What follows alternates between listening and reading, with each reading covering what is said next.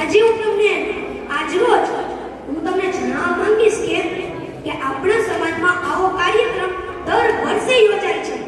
આથી હું આપણા સમાજના વડીલોનો આભાર માનું છું, કારણ કે આવા કાર્યક્રમોના લીધે મારા જેવા કેટલાય નાના બાળકોને કંઈક ને કંઈક નવું શીખવા માટેની પ્રેરણા મળે છે અને કંઈક નવું શીખવા મળે છે.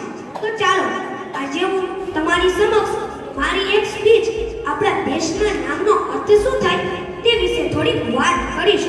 ઉત્તરમ્ય સમુદ્રસ્ય હિમાદ્રચૈવ દક્ષિણમ વર્ષ ભારત નામ ભારતીય તંત્ર સંતતિ.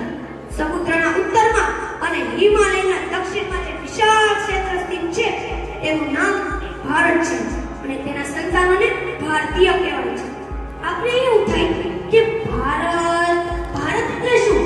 તો ભારત એટલે પરંપરાનું ઉદાહરણ, સંસ્કૃત અને સંસ્કૃતિની જન્મભૂમિ.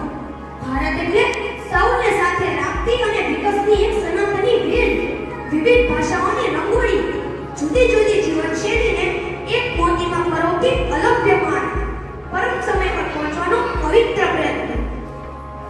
આપણે એવું થાય કે કાશ્મીરથી કન્યાકુમારીનો નકશો બસ એટલું જ આપણું ભારત?